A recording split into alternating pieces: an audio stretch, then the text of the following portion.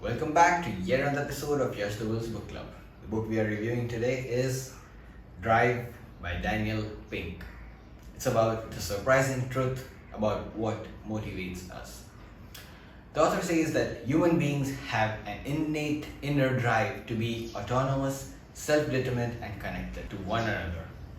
And when that drive is liberated, people achieve more and live richer lives.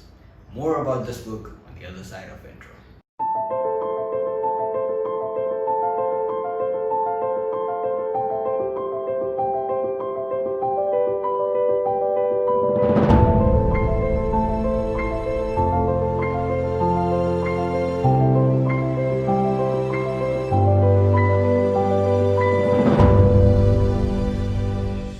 So, why carrot or stick motivation no longer works?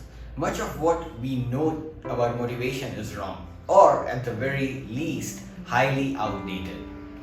At work, at school, and even at home, most motivation methods are based on some variation of the carrot and the stick approach. If you do well, you get a reward, that's a carrot. If you don't do well, you get some sort of punishment, which is a stick. And while the carrot and stick method does work, it was created for a very different era and totally different circumstances. I like the example the author quotes about, let's say if this is 1995 and if I were to give you an option to choose or pick between these two companies, which one would you pick? One company is putting all its resources and money and employing people in developing an encyclopedia. There is another company which is doing pretty much the same stuff, but their method is, it does not employ people. People do it out of their free will to post a lot of data which is equal to the encyclopedia. If you were to bet on a company, where would you put your money on? Chances are you will obviously put it on a more organized setup whereby people are employed and are actually paid to work.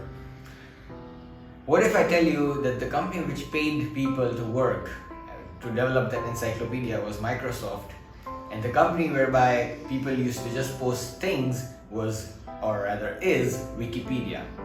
Guess what happened? Microsoft Encyclopedia Encarta closed down in the early 2000s, whereas Wikipedia, we all know it still exists. So the author says one reason could be that traditional businesses are profit maximizers which square perfectly with Motivation 2.0. That's the old approach. These new entities are purpose maximizers, which is the likes of Wikipedia, which are unsuited to this older operating system because they flout its very principles. So the author talks about two types of motivation, extrinsic and intrinsic. So extrinsic motivation, it's an external motivation, more like money, a better grade, more TV time, and so on. And while extrinsic motivators do work, they do work for a short term only. And if the motivator is taken away, the behavior stops. By offering a reward, a principle signals to the agent that the task is undesirable.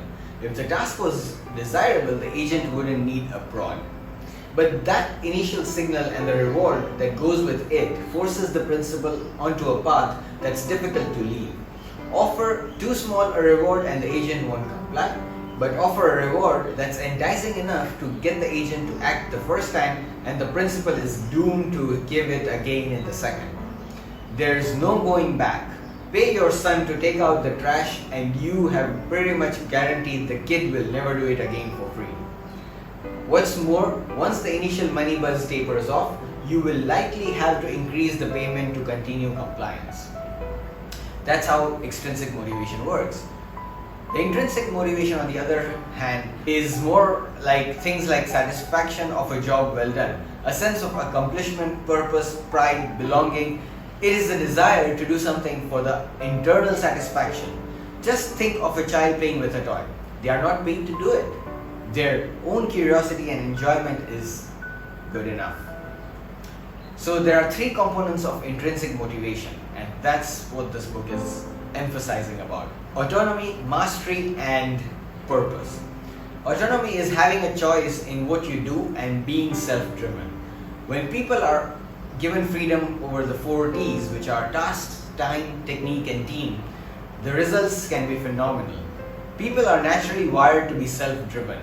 When they are allowed to choose what they work on, tasks, when they work on it, time, and how they accomplish it, technique, and who they work with, team, they perform much better due to the sense of autonomy. Mastery, the second component, wanting to get more skilled and to be recognized for your competency. One of the best ways to get better at something is make use of the principle of deliberate practice. And the third component, my favorite, purpose. And here the author has quoted the book Flow by Mihai Csikszentmihalyi, which has been reviewed in this book club. You can find it somewhere, I guess here. Anyhow, let's talk about purpose. So having a higher purpose, or at the very least an understanding of the common purpose and the impact your work has, is quite motivation on its own. This is why you see so many people trade higher paying jobs for ones that have a greater impact. When you set your own or the company values to deeper ideals and you clearly explain why something needs to be done, motivation blossoms. So Motivation 2.0 is centered on profit maximization, while Motivation 3.0 does not reject profits, but it places equal emphasis on purpose maximization. These not only for profit enterprises are a far cry from the socially responsible businesses that have been all the rage for the last 15 years but have rarely delivered on their promise. The aims of these Motivation 3.0 companies are not to chase profit while trying to stay ethical and law-abiding. Their goal is to pursue purpose and to use profit as the catalyst rather than the objective. The people who had purpose goals and felt they were attaining them reported higher levels of satisfaction and subjective well-being than when they were in college, and quite low levels of anxiety and depression. That's a study. That's probably no surprise. They would set a personally meaningful goal and felt they were reaching it. In that situation, most of us would likely feel pretty good too. But the results for people with profit goals were more complicated.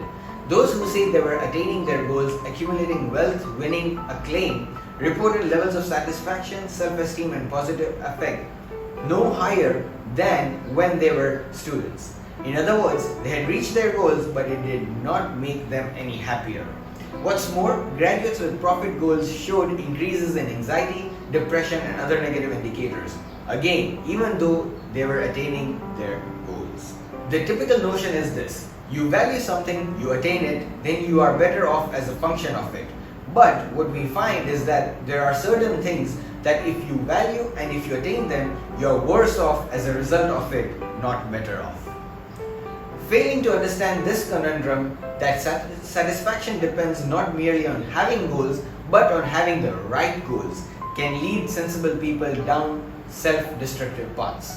If people chase profit goals, reach those goals, and still don't feel any better about their lives, one response is to increase the size and scope of the goals, to seek more money or greater outside validation, and that can drive them down a road of further unhappiness, thinking it's the road to happiness. The science shows that the secret to high performance isn't our biological drive or our reward and punishment drive, but our third drive, our deep-seated desire to direct our own lives, to extend and expand our abilities, and to live a life of purpose. With that, my friend, I'll end this show, the first episode in the year 2021. I wish you a great year ahead. See you. Take care. Bye.